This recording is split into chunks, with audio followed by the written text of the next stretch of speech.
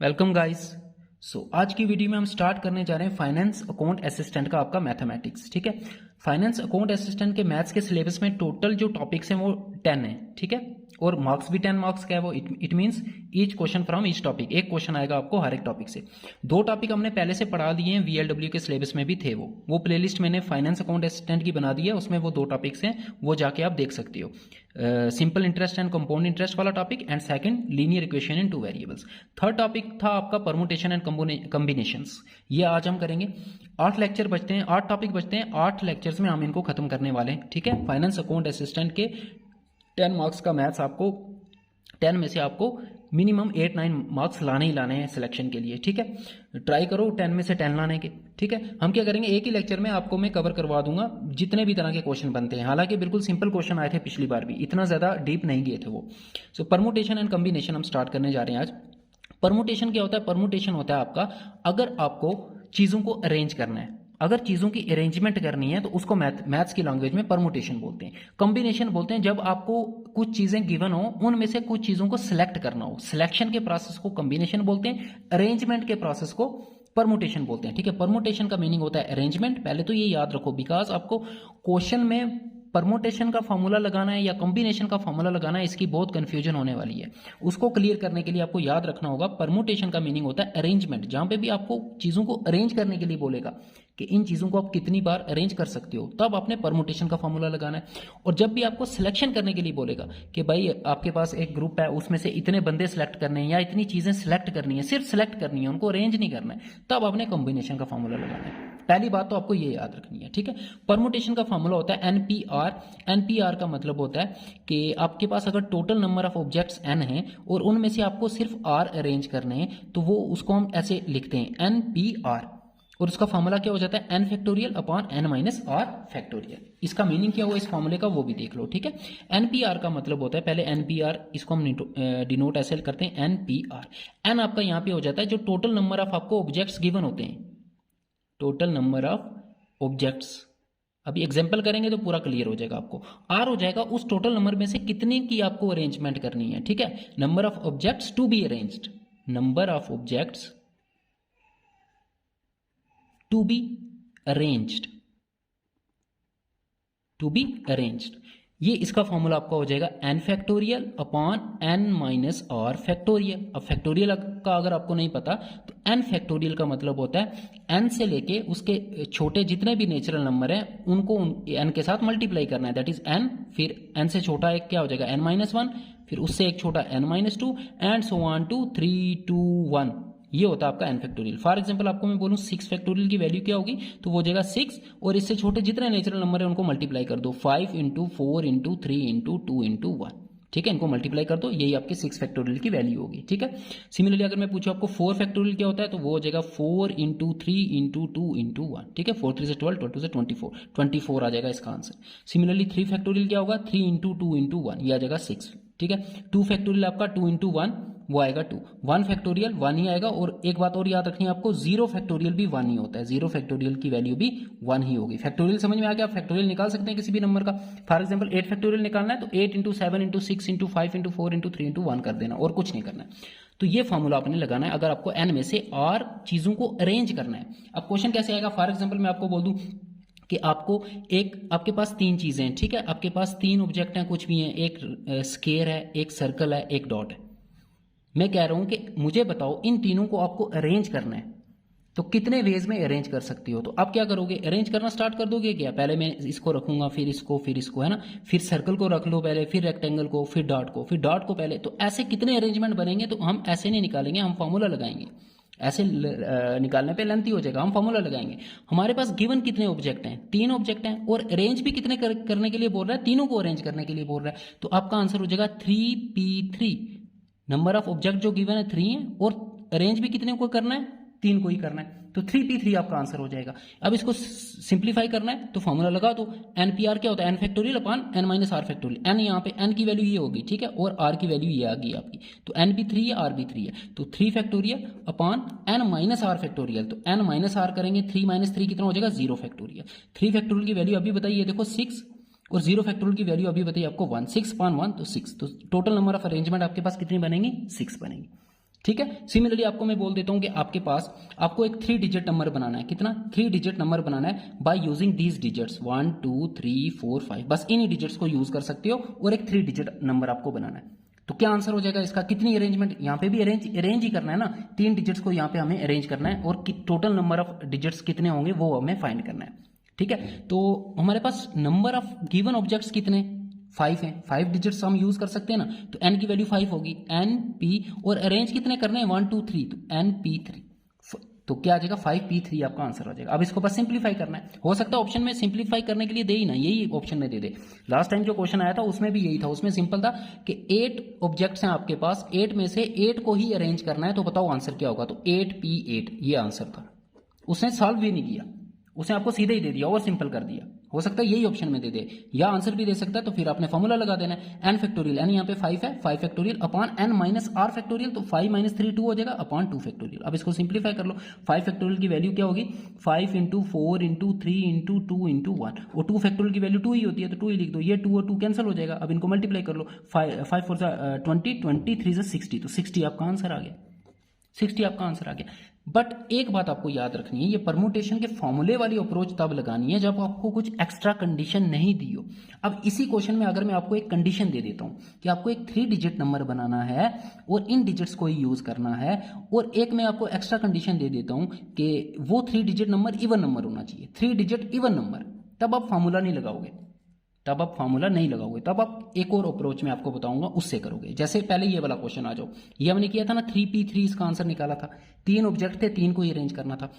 इसको हम ऐसे भी कर सकते हैं, हमें 3 अरेंज करने हैं, तो 3 डैशेस यहाँ पे डाल दो, ये 3 डैश मैंने डाल ली, ठीक है। तो 3 यहाँ पे मेरे को अरेंज करने हैं यहाँ पे, और यहाँ पे आपको याद रखना है कि अगर 2 केसेस बनते हैं, यहाँ पे वो क्वेश्चन में बोल देगा no repetition, repetition is not allowed, मतलब कोई भी ऑब्जेक्ट आप रिपीट नहीं कर सकते अगर, तो तब ऐसे होगा। अगर रिपीट नहीं कर सकते तो मुझे बताओ यहाँ पे आपके पास अरेंज करने के लिए कितनी चॉइसेस है? यहाँ पे मैं स्केयर को रख सकता हूँ, सर्कल को रख सकता हूँ और डॉट को भी रख सकता हूँ। अरेंज ही तो करना है ना इनको, तो ऐसे ही तो अरेंज करते हैं। तो यहाँ पे मेरे पास 3 चॉइसेस हैं इनटू। अब यहाँ पे कितनी चॉइसेस बचेंगी? आप बोलोगे सर 2 बची, बिकॉज एक चीज तो हमने यहाँ पे अरेंज कर दी ना, या तो यहाँ पे स्केयर को रखा होगा या सर्कल को या डॉट को, तो एक चीज यहाँ पे रख दी। अब कितनी चॉइसेस बची? अब 2 चॉइसेस बची, बिकॉज उसने बोला नो रिपीटिशन, उसने बोला नो रिपीटिशन, रिपीट नहीं कर सकते। जो चीज यहाँ रख दिया वो अब यहाँ नहीं रख सकते, तो यहाँ पे 2 चॉइसेस बचेंगी इनटू। अब यहाँ पे कितनी चॉइसेस बचेंगी? एक चीज हमने यहाँ पे रख दी, एक यहाँ पे रख दी, टोटल 3 थी, तो यहाँ पे 1 चॉइस बची। तो आंसर आपका आ गया 3 इंटू 2 6, 6 1 6, 6 ही आंसर आया। देखो यहाँ से भी आंसर वही आपका 6 ही आया। तो ये वाली अप्रोच भी आप याद रखोगे, ये तब यूज होगी जब आपका फॉर्मूले से आंसर नहीं निकलेगा, कोई एक्स्ट्रा कंडीशन होगी, कोई एक्स्ट्रा कंडीशन होगी। फॉर एग्जांपल अब मैं इस क्वेश्चन पे आ जाता हूं। यहाँ पे 5 में से आपको 3 अरेंज करने थे ना, 5 में से कितने अरेंज करने थे? 3। तो इसको मैं अगर इस अप्रोच से करता हूं तो देखो यहाँ पे मेरे पास कितनी चॉइसेस हैं? 5 चॉइसेस हैं। यहाँ पे मैं 1 को भी लिख सकता हूँ, 2 को भी, 3 को भी, 4 को भी, 5 को भी, तो यहाँ पे क्या आ जाएगा? 5 आ जाएगा इनटू। यहाँ पे कितनी चॉइसेस बचेंगी? एक डिजिट तो यहाँ पे लिख दिया ना, तो अब रिपीटिशन, नो रिपीटिशन है, रिपीटिशन नहीं कर सकते आप, तो यहाँ पे आपके पास 4 चॉइसेस बचेंगे, यहाँ पे आपके पास 3 चॉइसेस बचेंगे। मल्टीप्लाई करके देख लो, वही आंसर आएगा जो फॉर्मूले से आया था 60। देखो 5 4 20, 23 60, तो फॉर्मूले से भी वही आंसर आ रहा है, इस अप्रोच से भी वही आ रहा है। तो मैं कह रहा हूँ आप ये वाली अप्रोच लगाओगे तो ज्यादा बेहतर होगा, इससे कंडीशन वाले क्वेश्चन भी हो जाएंगे और विदाउट कंडीशन वाले क्वेश्चन भी हो जाएंगे। अब आते हैं, अगर रिपीटिशन उसने अलाउड की, अगर उसने बोला है रिपीटिशन इज अलाउडेड, तब इन क्वेश्चन के आंसर क्या हो जाएंगे? तब इन क्वेश्चन के आंसर चेंज हो जाएंगे। अगर रिपीटिशन अलाउड होगी तो यहाँ पे कितनी चॉइसेस हो जाएंगी? 3। यहाँ पे भी कितनी चॉइसेस हो जाएंगी? 3, बिकॉज जो सिंबल आपने यहाँ पे लिखा है इन तीनों में से वो आप यहाँ भी यूज कर सकते हो, बिकॉज रिपीटिशन अलाउड है। तो यहाँ पे भी 3 चॉइसेस, यहाँ पे भी 3 चॉइसेस हो जाएंगी, तब 3 इंटू 3 इंटू 3 आपका आंसर हो जाएगा, दैट इज 27। तब कितनी अरेंजमेंट बनेगी? 27। अगर रिपीटिशन अलाउड होगी या रिपीटिशन अलाउड नहीं होगी, तो ये ध्यान रखना है आपने, तब आंसर चेंज हो जाता है। अगर क्वेश्चन में कुछ भी नहीं बोला उसने रिपीटिशन का, कि रिपीटिशन अलाउड है ये कि नहीं है, फिर आपने मान के चलना है कि रिपीटिशन अलाउड नहीं है। अगर आपने उसने क्वेश्चन में क्लियर नहीं किया तो फिर आपने मान के चलना है कि रिपीटिशन अलाउड नहीं है। अब इस क्वेश्चन को भी कर लो, अगर यहाँ पे रिपीटिशन अलाउड करता हो तो अब इसका आंसर क्या होता? 5 इंटू 5 इंटू 5 क्या होता है? देखो 3 डिजिट को अरेंज करना है ना, ये 3 डिजिट आ गए। यहाँ पे कितनी चॉइसेस हैं? 5 चॉइसेस है मेरे पास। यहाँ पे कितनी चॉइसेस हैं? यहाँ भी 5 ही हैं, बिकॉज जो डिजिट मैंने यहाँ पे लिखा होगा वो मैं वापस यहाँ भी लिख सकता हूँ, बिकॉज रिपीटिशन इज अलाउडेड। तो यहाँ पे भी 5, यहाँ पे भी 5, तो आपका आंसर आ जाएगा 125, 5 इंटू 5 इंटू 5। तो रिपीटिशन अलाउड होगी या नहीं होगी, इसका बड़ा आपको ध्यान रखना है, ठीक है। इसी तरह आप आ जाओ कॉम्बिनेशन पे। कॉम्बिनेशन और परमुटेशन का क्वेश्चन उसी तरह का बनेगा, सिर्फ कॉम्बिनेशन में आपको सिलेक्ट करने के लिए बोलेगा। इन हो मेनी वेज, यहां पे होगा इन हो मेनी वेज, इसका जो क्वेश्चन होगा उसमें होगा in how many ways we can arrange these things out of these, वो आपको गिवन होगा कितनी चीजें अरेंज करनी है, कितने में से करनी है, वो गिवन होगा। यहां पे आपको बोलेगा in how many ways we can select, ठीक है। यहां पे अरेंज की जगह क्या वर्ड होगा, सिलेक्ट होगा, बस फिर एनसीआर फॉर्मूला लगा देना। इसमें एक डिफरेंस है, यहां पे आर फैक्टोरियल एक्स्ट्रा आता है, बस इसका फॉर्मूला होता है N factorial upon N minus R factorial into R factorial, ठीक है। अब इसका मुझे बताने की जरूरत नहीं ना आपको, इसका मुझे बताने की जरूरत नहीं है, बिकॉज इस वैसे ही करना है, बस यहाँ पे आर फैक्टोरियल एक्स्ट्रा आएगा। और यहाँ पे क्वेश्चन पहचानोगे कैसे कि कॉम्बिनेशन का फॉर्मूला लगाना है या परमुटेशन का, वो हम यहाँ से अगर सिलेक्ट करनी है चीजें तो कॉम्बिनेशन का फॉर्मूला, अरेंज करनी है तो इसका फॉर्मूला। ये मैंने आपको बता दिया कि जीरो फैक्टोरियल की वैल्यू 1 होती है। NP0 ये चीजें आप फाइंड भी कर सकते हो या डायरेक्ट याद भी रख सकते हो कि NP0 की वैल्यू 1 हो जाएगी। आप फॉर्मूला लगा के देख लेना, इसको ये वाला फॉर्मूला लगाओ NP0, देखो NP0 फॉर्मूला लगाओ, क्या फॉर्मूला होता है, N factorial upon n minus R, तो n माइनस आर तो जीरो ही है, तो n माइनस जीरो n ही होगा, तो नीचे भी n फैक्टोरियल ही आएगा। n फैक्टोरियल सेम नंबर को सेम नंबर से डिवाइड करते हैं तो आंसर क्या आता है, 1 ही आता है, ये कैंसिल हो जाते हैं, तो देखो 1 आ रहा है। सिमिलरली NC0 का फॉर्मूला लगाओ, वो भी 1 आएगा। NPN अगर होगा तो n फैक्टोरियल आएगा, और NC1 होगा तो 1 आएगा। ये फॉर्मूला लगा के आप चेक कर लेना, ये वाली चीजें NC1 निकालोगे तो n आएगा। ये चीजें अगर ना भी याद रखो तो कोई बात नहीं, आपको फॉर्मूला पता है, फॉर्मूला लगा के आप निकाल सकते हो। ये याद रख लेना, जीरो फैक्टोरियल की वैल्यू 1 होती है। अब एक पॉइंट और याद रखना, जहां पे भी एंड आएगा वहां पे आपको मल्टीप्लिकेशन का साइन लगाना है, और जहां पे भी आर आएगा वहां पे आपको एडिशन का साइन लगाना है। अब बोलोगे सर क्या मीनिंग हुआ इसका, जब हम क्वेश्चन करेंगे तब आपको क्लियर हो जाएगा। अभी सिर्फ इतना याद रखो, जहां पे एंड होता है वहां पे मल्टीप्लिकेशन यूज करते हैं, जहां पे आर होता है वहां पे एडिशन यूज करते हैं। क्वेश्चन आएगा तब मैं आपको क्लियर कर दूंगा। अब जितने भी क्वेश्चन बनते हैं परमुटेशन और कॉम्बिनेशन के, वो सारे हम 1 by 1 डिस्कस करेंगे। पहले हम परमुटेशन के क्वेश्चन देख लेते हैं। फाइंड एन, आपको एन की वैल्यू फाइंड करनी है। इफ आपको ये रेशो दी हुई है, ये देखो ये परमुटेशन की रेशो दी हुई है, इसके साथ ये 1:9 है, आपको यहां से एन की वैल्यू फाइंड करनी है। तो क्या करना है, आपको क्या दिया है, देखो n-1 P3 इसकी रेशो दी है ना, तो रेशो का मतलब होता है डिवाइडेड बाय NP4, इसकी रेशो आपको दी हुई है 1/9। क्वेश्चन देखने में टफ लग रहा है, बिल्कुल इजी है, बस आपको फॉर्मूला लगाना है परमुटेशन का, यहां भी और यहां भी लगा दो फॉर्मूला। फॉर्मूला क्या होता है, एन फैक्टोरियल, एन यहाँ पे कितना है, n-1 पूरा ही n है, जो यहाँ पे होगा वही n होगा, और जो यहाँ पे होगा वो आपका r हो जाएगा, तो n-1 फैक्टोरियल आ जाएगा, n फैक्टोरियल डिवाइडेड बाय क्या होता है, n-r फैक्टोरियल। तो n आपका ये पूरा है, इसमें से r को माइनस करना है, 3 को माइनस करना है, n-1 - 3, तो ये तो n-4 हो जाएगा, ठीक है। तो यहाँ पे आ जाएगा n-4 फैक्टोरियल। समझ गए, ये मैंने कुछ नहीं किया, फॉर्मूला लगाया, डिवाइडेड बाय। अब यहाँ भी फॉर्मूला लगाओ, n फैक्टोरियल, n की जगह n ही है यहाँ पे, डिवाइडेड बाय होता है n-r फैक्टोरियल, तो n-4 हो जाएगा, n-4 फैक्टोरियल। इसकी वैल्यू आपको कितनी दी है, 1/9। देखो यहाँ पे n-4 फैक्टोरियल, n-4 फैक्टोरियल आपका हो गया कैंसिल।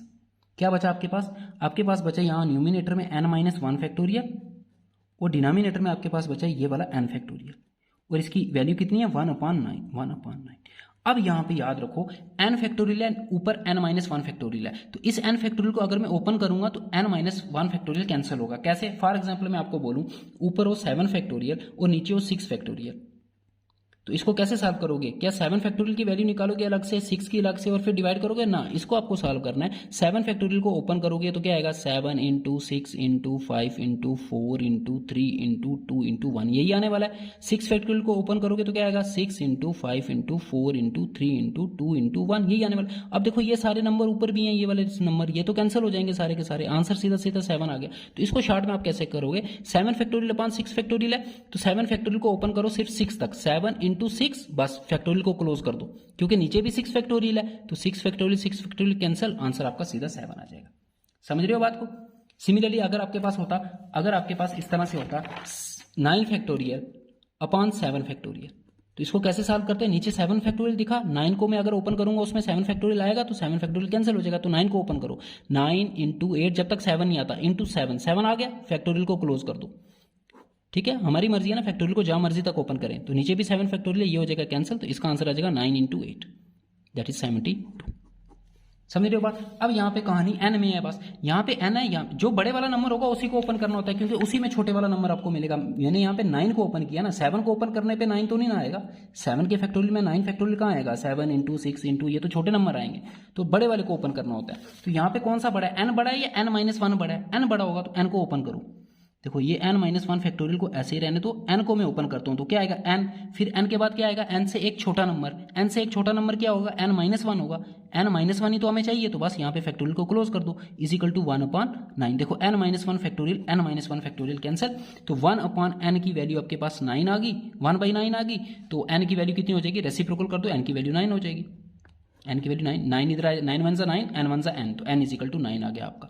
तो क्वेश्चन दिखने में ये आपको टफ लग रहा है, बट एक दो बार प्रैक्टिस करोगे कुछ नहीं है, बस यहाँ पे परमुटेशन का फॉर्मूला लगाया, यहाँ पे भी फॉर्मूला लगाया, ये हो गया आपका कैंसिल। फिर यहाँ पे आपको बस वो याद रखना है कि इसको मैं ओपन करूंगा तो n माइनस वन कैंसिल हो जाएगा, तो वो कैंसिल किया तो n की वैल्यू आ गई, तो क्वेश्चन ये कुछ भी नहीं था, आपका आंसर आ जाएगा सी पार्ट 9। तो इस तरह का क्वेश्चन भी बनता है आपका।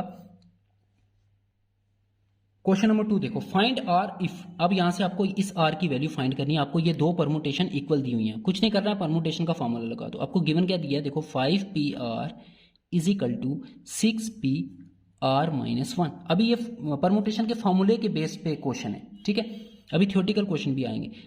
लगाओ फॉर्मूला, क्या होता है n factorial upon n minus R factorial, तो ऊपर आ जाएगा 5 का फैक्टोरियल, n यहाँ पे 5 है, नीचे होता है n माइनस आर फैक्टोरियल, तो 5 माइनस आर करेंगे, 5 माइनस आर का फैक्टोरियल, यही होगा फॉर्मूला, इज इक्वल टू यहाँ भी फॉर्मूला लगा दो 6 factorial upon n minus R, तो 6 में से माइनस करना है आपको r माइनस वन। यहाँ पे एक चीज ध्यान रखनी है, इसको ब्रैकेट में रखना है, क्योंकि 6 में से इस पूरे को माइनस करना है ना। अब माइनस जब अंदर मल्टीप्लाई होगा तो देखो माइनस आर हो जाएगा, बट यहाँ पे माइनस माइनस प्लस वन हो जाएगा, ये मिस्टेक नहीं कर देना एग्जाम में। तो ये टोटल कितना बन जाएगा, 6 प्लस 1 7 माइनस आर फैक्टोरियल, ये कितना बन जाएगा 7 माइनस आर फैक्टोरियल। समझ में आ रही है बात मैं क्या बोल रहा हूँ। देखो 6 में से इसको माइनस करना था r माइनस वन को, तो माइनस जब करूंगा तो माइनस अंदर मल्टीप्लाई होता है, माइनस जब मल्टीप्लाई होगा तो r माइनस का होगा, क्योंकि r यहाँ पे प्लस क्या है ना, प्लस माइनस माइनस होता है, फिर माइनस जब इसके साथ मल्टीप्लाई होगा तो माइनस माइनस प्लस वन हो जाएगा, तो 6 प्लस 1 7, 7 माइनस आर फैक्टोरियल आपका हो जाएगा। अब यहाँ पे इसको कैसे सॉल्व करेंगे, देखो 5 फैक्टोरियल, अगर मैं 6 फैक्टोरियल को ओपन करूँ, इसमें 5 फैक्टोरियल आएगा ना, तो 5 फैक्टोरियल कैंसिल हो जाएगा। सिमिलरली इन दोनों में से बड़ा कौन सा है मुझे बताओ, क्या 7 माइनस आर बड़ा होगा या 5 माइनस आर बड़ा होगा, 7 माइनस आर बड़ा होगा, तो 7 माइनस आर को अगर मैं ओपन करूंगा तो उसमें 5 माइनस आर भी आएगा थर्ड स्टेप में, तो 5 माइनस आर भी कैंसिल हो जाएगा। तो वही करने जा रहा हूं मैं, 5 फैक्टोरियल को ऐसे ही लिखना है, 5 माइनस आर फैक्टोरियल को भी ऐसे ही लिखना है, 6 फैक्टोरियल को मैं ओपन करूंगा, 6 इंटू आगे क्या आएगा 5 आएगा, तो बस 5 तक ही ओपन करना है, तो फैक्टोरियल को क्लोज कर दो। 7 माइनस आर को भी मैं ओपन करूंगा, पहले आएगा 7 माइनस आर, फिर इससे एक छोटा आएगा, इससे एक छोटा का मतलब हो गया 7 minus R minus one, 7 minus one कितना आएगा 6 माइनस आर, ठीक है, तो नेक्स्ट आएगा 6 माइनस आर, इससे एक छोटा फिर क्या आएगा 5 माइनस आर, और 5 माइनस आर तक ही मुझे चाहिए था, तो यहाँ पे फैक्टोरियल क्लोज कर दो। अब देखो ये 5 minus R factorial, 5 minus R factorial cancel, यहाँ से 5 फैक्टोरियल कैंसिल, क्या आ गया आपके पास, यहाँ पे कुछ नहीं बचा, दैट इज 1 नहीं बचा, यहाँ पे 6 बचा है, और यहाँ पे ये 2 बचे, इनको मल्टीप्लाई कर दो, 7 6 42, फिर 7 को माइनस आर से करेंगे तो माइनस 7 आर, फिर इस आर को 6 से किया तो माइनस 6 आर, ये क्वाड्रेटिक इक्वेशन आपकी बनने वाली है, उसको बस सॉल्व करना है। फिर r को r से करेंगे, दोनों माइनस के हैं, माइनस माइनस प्लस हो जाएगा, r into R square plus R square, ठीक है। ये सारे इधर डिवाइड हो रहे हैं, इधर 1 के साथ मल्टीप्लाई हो जाएंगे, तो 1 के साथ मल्टीप्लाई होने पे सेम ही आएगा, तो are square minus 7r minus 6r आपका हो जाएगा माइनस 13r, और ये प्लस 42, ये सारे इधर आ गए, इज इक्वल टू यहाँ पे कितना है, यहाँ पे 6 है, इस 6 को भी इधर लेके आओ, प्लस का है तो इधर आके माइनस का हो जाएगा। So you will get R square minus 13r plus 42 minus 6 is equal to 0, R square minus 13r 42 minus 6 कितना बचेगा आपके पास, प्लस 36 इज इक्वल टू 0। अब ये क्वाड्रेटिक इक्वेशन है, आप क्वाड्रेटिक इक्वेशन आपको सॉल्व करनी आनी चाहिए, या तो मिडिल टर्म स्प्लिट करके सॉल्व करते हैं, या तो सीधा क्वाड्रेटिक फॉर्मूला लगाते हैं, ठीक है। मैथ्स अगर करना है तो ये छोटी मोटी चीजें आपको आनी चाहिए। क्वाड्रेटिक फॉर्मूला क्या होता है, आर इज इक्वल टू, यहाँ पे आर है ना वेरिएबल, तो आर की वैल्यू हो जाएगी minus B plus minus square root of B square minus 4ac, 10th class में पढ़ा होगा ये, into 2 divided by 2a। ABC क्या होते हैं, a होता है स्केयर वाली टर्म का कोफिशिएंट, बी होता है जो सिर्फ एक्स होगा या आर होगा उसका कोफिशिएंट, और सी होती है कांस्टेंट टर्म, इनकी वैल्यू यहाँ पे पुट कर दो बस।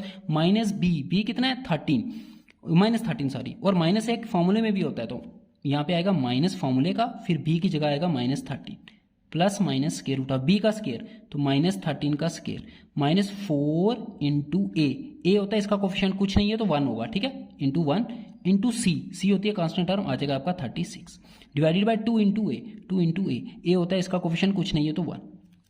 क्वाड्रेटिक इक्वेशन सॉल्व करनी आनी चाहिए आपको, ठीक है। इज इक्वल टू, अब देखो ये क्या हो जाएगा, माइनस माइनस प्लस 13 हो गया, plus minus square root of 13 का स्क्वायर, माइनस 13 का स्क्वायर करो या 13 का स्क्वायर करो, स्केयर पॉजिटिव ही आता है, तो 169 माइनस 36 इंटू 4 करो तो आपका आ जाएगा 144 डिवाइडेड बाय 2 1 जा 2।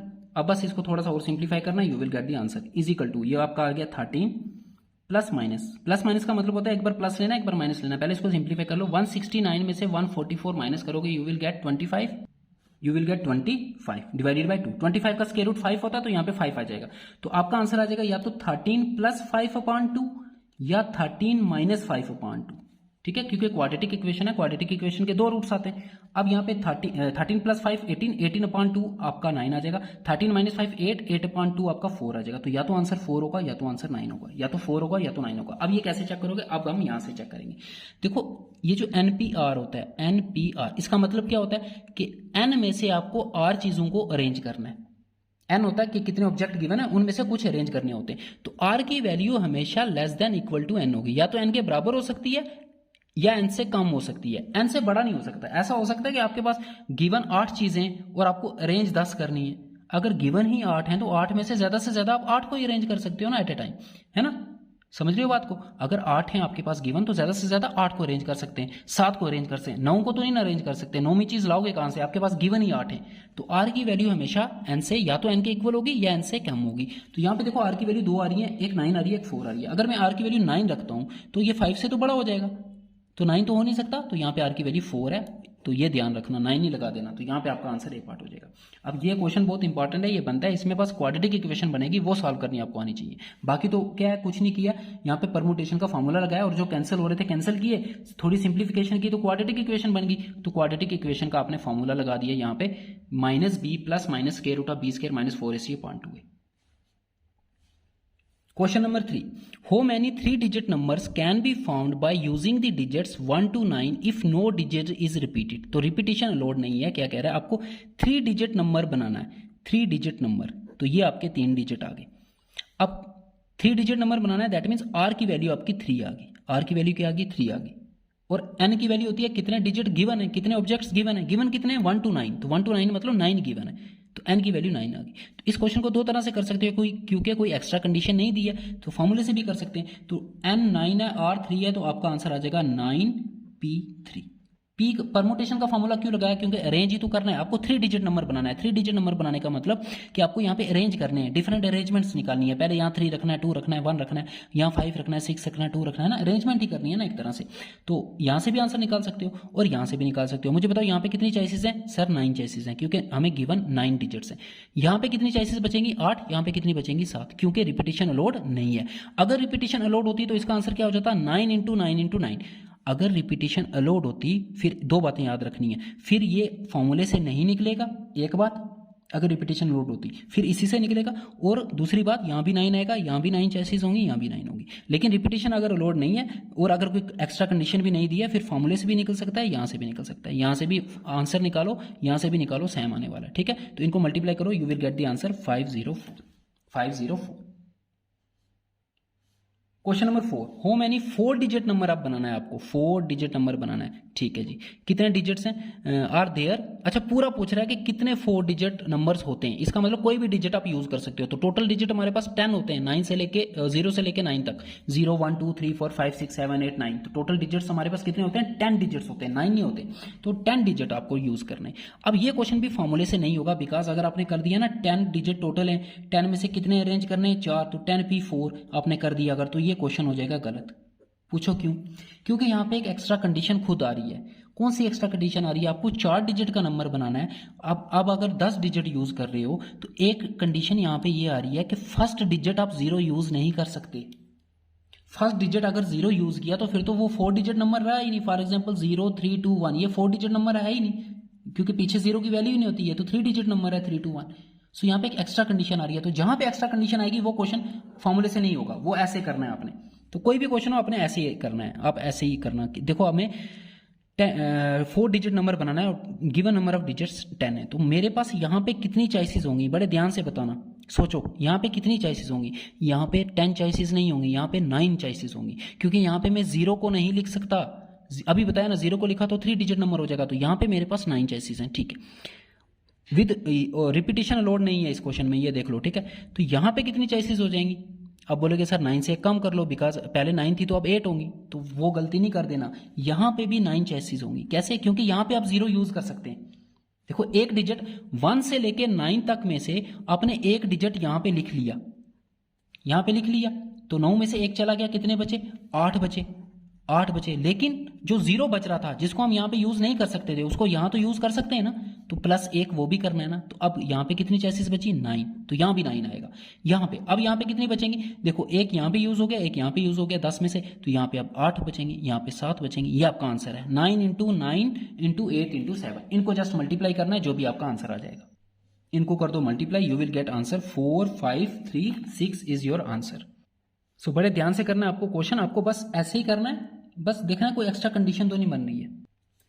क्वेश्चन नंबर 5 देखो, how many 3 digit even numbers, तो यहाँ पे एक्स्ट्रा कंडीशन दी हुई है, आपको 3 डिजिट नंबर बनाना है बट इवन नंबर होना चाहिए। वो can be made using the digits, और कौन से डिजिट यूज कर सकते हैं ये भी दिया है इसने, 1 2 3 4, यहाँ पे 5 नहीं है। देखो ये मिस्टेक बच्चे कर देते हैं, बस देखेंगे 1 2 3 4 5 भी है, यहाँ पे 5 नहीं है, 6 से 7 है। टोटल कितने हैं? 1 2 3 4 5 6 चॉइसेस है हमारे पास, और 3 डिजिट नंबर बनाना है आपको, 1 2 3 डिजिट नंबर बनाना है। अगर यहाँ पे ये इवन इसने नहीं दिया होता तो आपका आंसर सिंपल हो जाता। मेरे पास कितनी चॉइसेस हैं? 6 चॉइसेस, यहाँ पे 6, और रिपीटिशन अलाउड नहीं है, तो यहाँ पे बचेगा 5, यहाँ पे बचेगा 4, ये आपका आंसर हो जाता।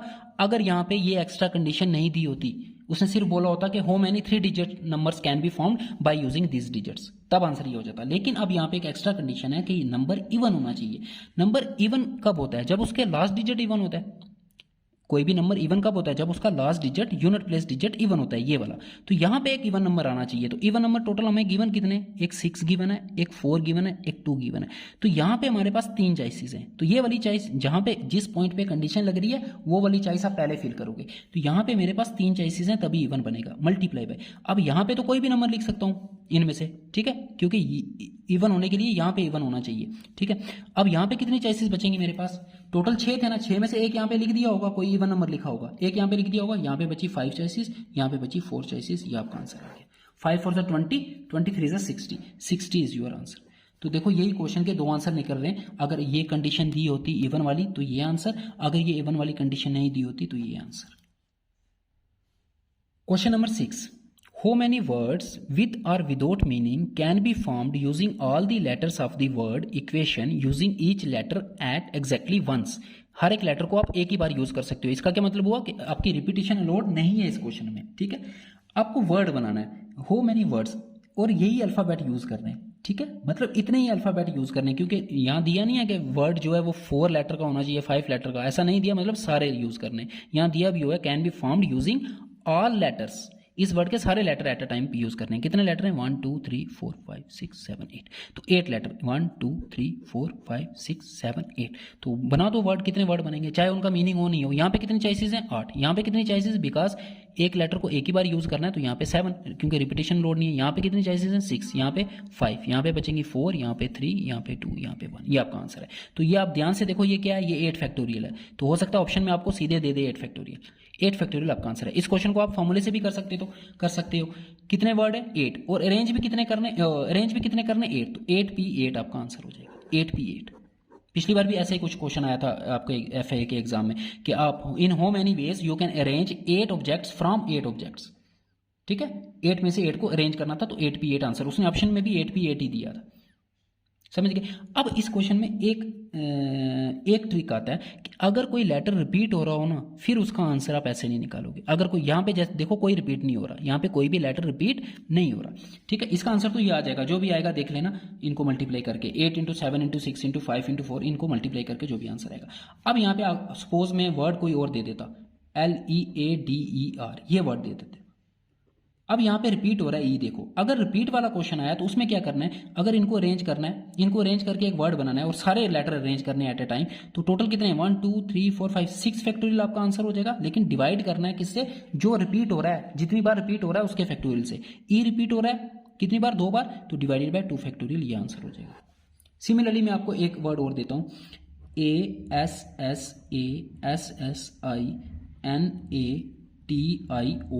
इसकी आपको परमुटेशंस बतानी है, कितनी परमुटेशंस होगी using all the letters eight a time, ठीक है। तो आप सीधा इनको काउंट करोगे 1 2 3 4 5 6 7 8 9 10 11 12 13, तो 13 फैक्टोरियल डिवाइडेड बाय जो रिपीट हो रहा है, जितनी जितनी बार रिपीट हो रहा है उसका फैक्टोरियल।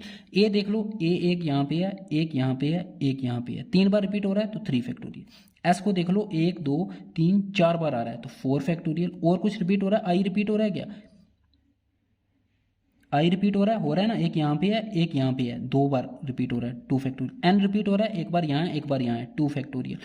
और कुछ रिपीट हो रहा है क्या, बस, और कुछ भी रिपीट नहीं हो रहा, तो ये आपका आंसर हो जाएगा। समझ रहे?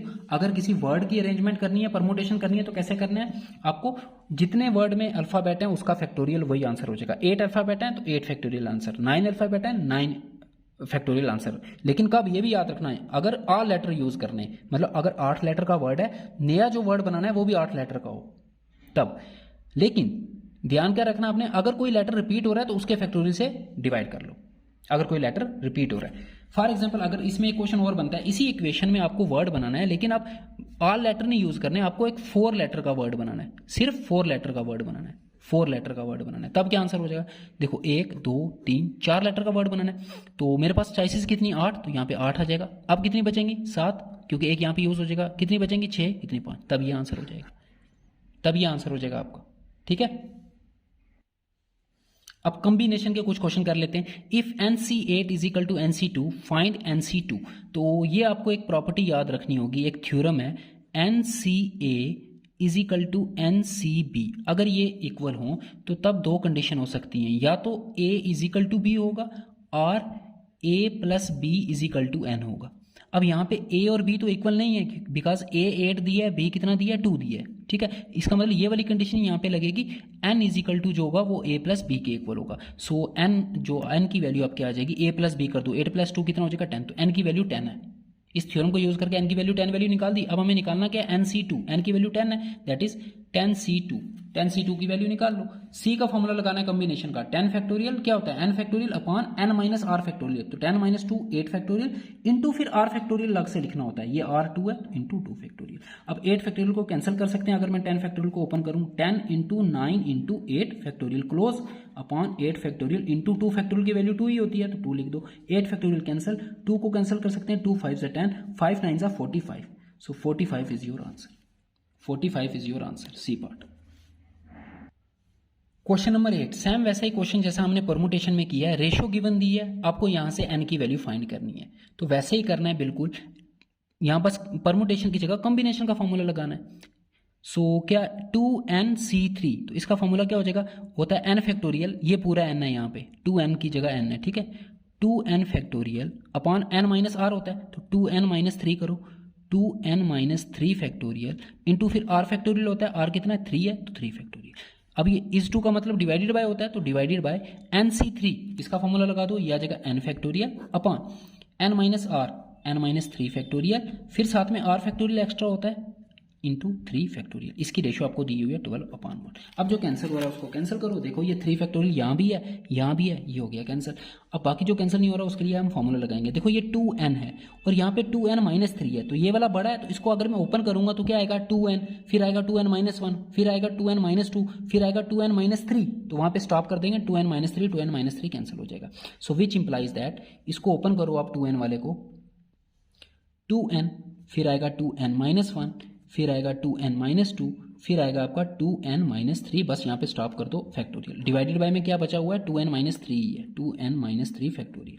अब ये और ये हो जाएंगे कैंसिल, ठीक है। डिवाइडेड बाय छोड़ो, ये पूरा डिवाइड हो रहा है ना, इसको अगर मैं ऊपर आके मल्टीप्लाई करूंगा तो क्या हो जाएगा, इसका रेसिप्रोकल हो जाएगा। ये मैंने बताई हुई है आपको theorem, a upon b upon c upon d, ये किसके इक्वल होता है, a अपॉन b और c अपॉन d जब ऊपर आएगा तो मल्टीप्लाई होगा, तो इसका रेसिप्रोकल हो जाएगा, d अपॉन c हो जाएगा।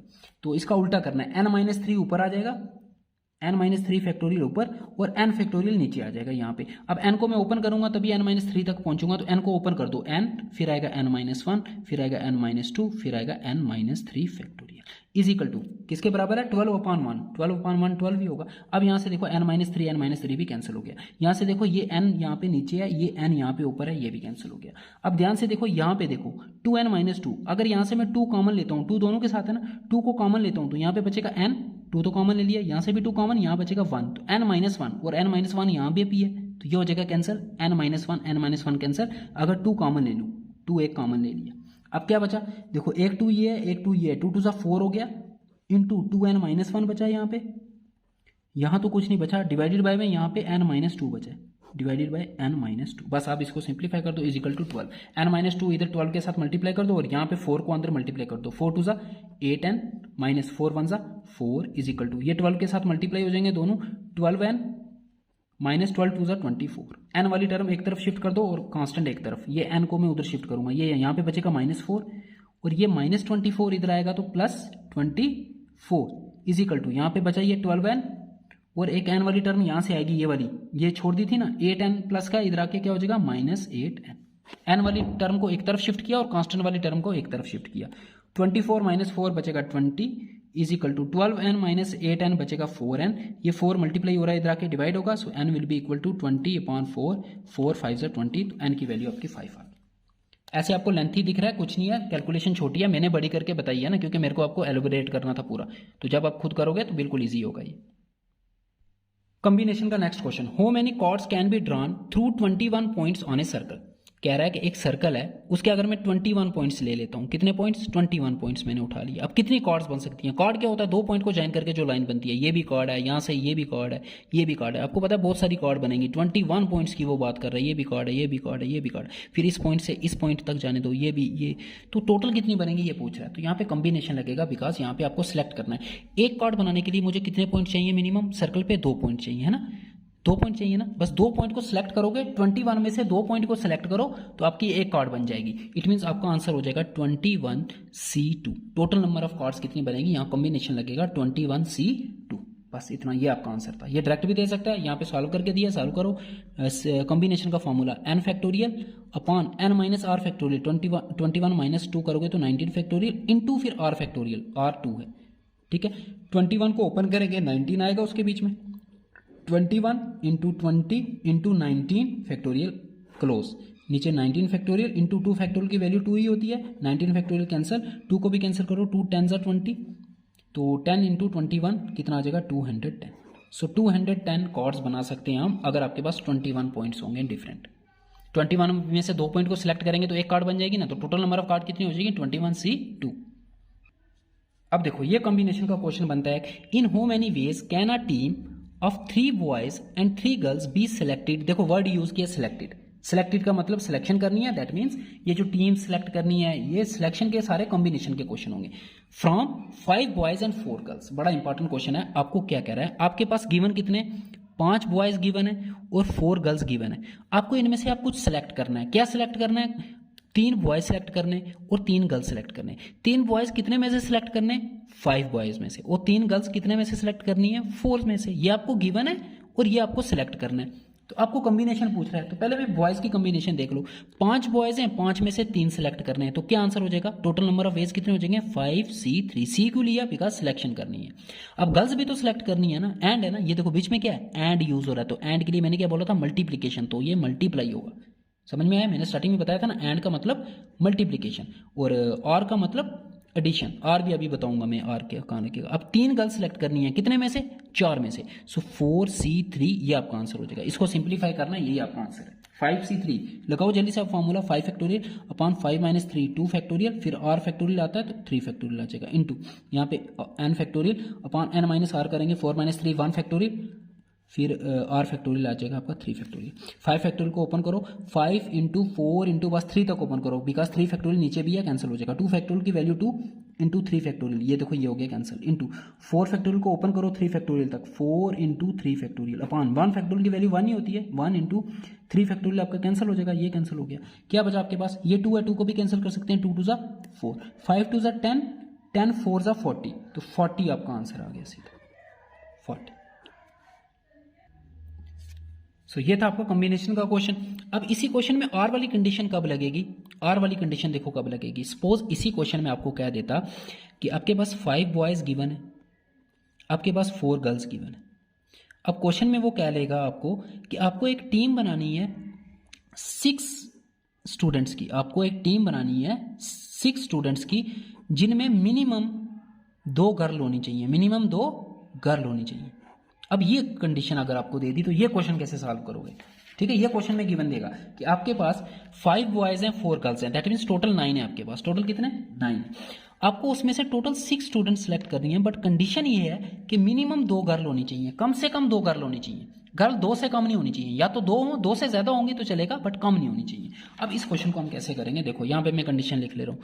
आपके पास 5 बॉयज गिवन है, आपके पास 4 गर्ल्स गिवन है, आपको एक टीम बनानी है 6 स्टूडेंट्स की। कंडीशन ये दी हुई है कि मिनिमम उस टीम में 6 में से मिनिमम 2 गर्ल्स होनी चाहिए। अब यहाँ पे डिफरेंट केसेस बनेंगे, देखो कैसे केसेस बनेंगे, बॉयज गर्ल, मिनिमम 2 गर्ल्स आपको लेनी है। तो मैंने 2 गर्ल्स स्टार्टिंग में 2 गर्ल्स ली, अगर 2 गर्ल्स ली, सॉरी ये फ्रेम से बाहर हो गया था, अगर मैंने 2 गर्ल्स ली हैं तो बॉयज कितने होंगे, क्योंकि टोटल मुझे 6 लेने हैं, फिर 4 बॉयज लेने पड़ेंगे। एक कंडीशन तो ये हो जाएगी, 4 बॉयज और 2 गर्ल्स, 6 की टीम बन जाएगी ना। और कंडीशन भी हमारी सेटिस्फाई हो रही है कि मिनिमम 2 गर्ल्स होनी चाहिए। इसके कॉम्बिनेशन पहले निकाल लो। 4 बॉयज सेलेक्ट करने हैं, कितने में से? 5 में से। तो 5C4, बीच में मल्टीप्लाई आएगा बिकॉज टोटल टीम हमें 6 की बनानी है ना, तो बीच में आर तो नहीं ना आएगा। 4 girls and 4 boys and 2 girls, and आएगा ना बीच में, तो मल्टीप्लीकेशन 2 गर्ल्स कितने में से? 4 में से, 4C2। अब क्या यही कंडीशन बनती है, यही केस बनता है? नहीं सर, उसने बोला है मिनिमम 2 गर्ल्स, उसने एग्जैक्टली 2 थोड़ी बोला है कि एग्जैक्टली 2 गर्ल्स लेनी है, उसने बोला कम से कम 2 होनी चाहिए। इसका मतलब 3 गर्ल्स भी ले सकते हैं, 4 गर्ल्स भी ले सकते हैं, 5 भी ले सकते हैं। तो अगर मैं 3 गर्ल्स लेता हूं तो फिर बॉयज कितने लेने पड़ेंगे? बॉयज पे कोई कंडीशन नहीं है, बॉयज 3 लेने पड़ेंगे क्योंकि टोटल हमें 6 लेने। अब इसका कॉम्बिनेशन क्या हो जाएगा, बॉयज 5 हैं, 5 में से 3, 5C3, और गर्ल्स 4 है, 4 में से 3, 4C3। अब इन दोनों को क्या करना है, इन दोनों को आपको ऐड करना है। इसका जो भी आंसर आएगा और इसका जो भी आंसर आएगा उनको ऐड करना है। क्यों ऐड करना है? क्योंकि यहाँ पे और है ना, यहाँ पे मल्टीप्लिकेशन आएगा, ये मैंने मल्टीप्लाई कर दिया इन दोनों को। आर इसलिए आएगा क्योंकि ये दोनों केस थोड़ी लोगे, या तो आप ऐसे अरेंज करोगे या ऐसे सेलेक्ट करोगे, इन दोनों में से एक ही सिलेक्शन करोगे ना। उसने आपको बोला 6 स्टूडेंट की एक टीम बनानी है, मिनिमम 2 गर्ल्स होनी चाहिए, तो आप क्या करोगे, या तो 2 गर्ल्स 4 बॉयज लोगे, या देखो और वर्ड आ रहा है, और 3 गर्ल्स 3 बॉयज लोगे, या एक कंडीशन और बनती है 4 गर्ल्स ले लो और 2 बॉयज ले लो, बस और कोई कंडीशन नहीं बनेगी, क्योंकि 5 गर्ल्स नहीं ले सकते, क्योंकि टोटल नंबर ऑफ गर्ल्स हमारे पास 4 ही है, 4 से ज्यादा नहीं। एक कंडीशन ये भी बनेगी, तो 5C2 इंटू गर्ल्स 4 ही हैं, तो 4C में से 4 ही सिलेक्ट करनी है, ये भी इसमें ऐड करना है। तो आप आंसर हो जाएगा आपका, इसको सॉल्व करके जो भी आएगा, इसको सॉल्व करके जो भी आएगा, इसको सॉल्व करके जो भी आएगा, तीनों को आपको ऐड करना है। या तो आप ऐसे टीम को सिलेक्ट करोगे, या ऐसे भी कर सकते हो, या ऐसे भी कर सकते हो। तो इस केस में आपका आर वाला केस समझ गए। अगर आपको आर आ रहा है वहां पे ऐड करना है, प्लस अगर एंड आ रहा है तो प्लस करना है, एंड आ रहा है तो मल्टीप्लाई करना है। Question number 11. Determine the number of 5 cards combination out of a deck of 52 cards if there is exactly one ace in each combination. क्या कह रहा है, आपको पता है जो कार्ड्स प्लेइंग कार्ड्स का डेक होता है उसमें टोटल कार्ड्स कितने होते हैं, 52 कार्ड्स होते हैं। आपको कह रहा है इस 52 में से आपको कितने कॉम्बिनेशन, वर्ड ही कॉम्बिनेशन दे दिया तो कॉम्बिनेशन का ही फॉर्मूला लगाना है। आपको 5 कार्ड का कॉम्बिनेशन, आपको उसमें से 5 कार्ड का कॉम्बिनेशन बनाना है, तो कितने कॉम्बिनेशन बना सकते हो। अगर यहाँ पे ये कंडीशन नहीं दी होती कि एक एस होना चाहिए, उन 5 कार्ड में एक एस होना चाहिए, तब आपका आंसर था 52 टोटल है, और कितने कॉम्बिनेशन करने हैं, 5 का कॉम्बिनेशन करना है, 52C5 आपका आंसर हो जाता है, ये सी पार्ट आंसर हो जाता है आपका 52C5। लेकिन इसने एक एक्स्ट्रा कंडीशन दे दी है कि एक एग्जैक्टली एक उसमें 5 में से एक एस होना चाहिए। इट मीन्स ये आंसर नहीं होगा, हमें एक तो एस लेना है। एस टोटल होते हैं कितने, 4 होते हैं, तो 4 4C1, एक तो एस लेना है, मल्टीप्लाई करेंगे एंड, क्योंकि एंड आएगा ना, एक एस लेना है और 4 दूसरे कार्ड लेने हैं। टोटल कार्ड हमें कितने लेने हैं, 5 का कॉम्बिनेशन बनाना है, हमें 5 कार्ड्स लेने हैं उसमें से, है ना, 5 कार्ड लेने ना, तो एक हम एस लेंगे और एंड आएगा ना, एंड 4 अदर कार्ड्स लेंगे, तभी तो मिलके 5 होगा, और तो आ नहीं सकता, तो मल्टीप्लाई। अब 4 कार्ड लेने हैं, और 4 लेने हैं, लेकिन कितने में से लेने हैं ये डिसाइड करो। 4 एस निकाल दो, क्योंकि अब दूसरा एस नहीं होना चाहिए, अब एस एग्जैक्टली 1 होना चाहिए, तो 4 एस निकाल दो, 52 टोटल होते हैं, तो कितने बचे, 48 कार्ड बचे, बाकी 4 इन 48 में से सिलेक्ट करने हैं, 48C4 ये आपका आंसर हो जाएगा। ठीक है, ये क्वेश्चन अगर समझे तो आप कॉम्बिनेशन का कोई क्वेश्चन नहीं छोड़ोगे। ठीक है, 4C1 48C4 ये आपका आंसर हो जाएगा बी पार्ट। अगर यहाँ पे ये कंडीशन नहीं दी होती फिर आपका आंसर सी पार्ट हो जाता। ये क्वेश्चन देख लो आप, how many words without meaning can be formed using all the letters of the word Monday assuming no letter is repeated if 4 letters are used at a time। तो पहला part क्या दिया है, टोटल कितने letter हैं आपके पास, 1 2 3 4 5 6, 6 letter हैं, 6 में से 4 को अरेंज करना है आपको, बस 1 2, ये अरेंजमेंट का क्वेश्चन है ना, अरेंज करने से डिफरेंट वर्ड बनते हैं ना, जब अल्फाबेट को मैं इधर उधर अरेंज करूंगा तभी तो डिफरेंट वर्ड बनेगा, तो अरेंजमेंट का क्वेश्चन है ये। ऐसा क्वेश्चन, वर्ड वाला क्वेश्चन हमेशा अरेंजमेंट का होगा, याद रखना। तो 4 अरेंज करने मुझे कितने में से, 1 तो 6 में से, तो यहाँ पे कितनी चॉइसेस 6, यहाँ पे कितनी चॉइसेस 5, यहाँ पे कितनी चॉइसेस 4, यहाँ पे कितनी 3, ये आपका आंसर आ गया। रिपीटिशन नॉट अलोडेड दिया हुआ है, देखो अगर रिपीटिशन अलोडेड होती फिर क्या आंसर होता, 6 इंटू 6 इंटू 6 इंटू 6, ठीक है। सेकंड पार्ट देखो, all letters are used at a time, अगर 6 के 6 लेटर आप यूज करोगे, मतलब 6 लेटर का वर्ड बनाना है आपको। अब 1 2 3 4 5 6, देखो कोई रिपीट तो नहीं हो रहा, M repeat, O N D A, कुछ रिपीट नहीं हो रहा, तो इसका आंसर सिंपल हो जाएगा 6 5 4 3 2 1, दैट इज इसका आंसर हो जाएगा 6 फैक्टोरियल। क्या आंसर हो जाएगा 6 फैक्टोरियल। अगर कुछ रिपीट हो रहा होता उसको उससे डिवाइड कर देते। नेक्स्ट क्या कह रहा है, all letters are used but first letter is a vowel, एक एक्स्ट्रा कंडीशन दे दिए, सारे लेटर यूज करने हैं, दैट इज 6 लेटर का ही आपको वर्ड बनाना है, 1 2 3 4। ऑल लेटर का मतलब हो गया कि जितने लेटर गिवन है उतने ही लेटर का वर्ड बनाना है आपको, 6 लेटर का वर्ड बनाना है, लेकिन कंडीशन क्या है, फर्स्ट लेटर वावल होना चाहिए। इसमें पहले देखो वावल कितने, एक ओ है एक ए है, तो 2 वावल है, तो पहला लेटर वावल ही होना चाहिए, तो पहले लेटर की कितनी चॉइसेस बचेंगी, सिर्फ 2, क्योंकि 2 ही वावल है। अब दूसरे लेटर के लिए कितनी चॉइसेस बचेंगी, एक अल्फाबेट यहाँ पे यूज हो जाएगा ना, तो यहाँ पे 5 बचेंगे, क्योंकि यहाँ पे कॉन्सोनेंट भी लिख सकते हैं, सिर्फ पहला वावल उसने बोला कि पहला वावल होना चाहिए। यहाँ पे बचेंगी 4, यहाँ पे बचेंगी 3, यहाँ पे बचेंगी 2, यहाँ पे बचेगा 1, ये आंसर हो जाएगा आपका इन 3 पार्ट्स का। एक क्वेश्चन और देख लो, how many 3 digit numbers can be formed, या ये खुद करो, ये तो इजी है यार बिल्कुल।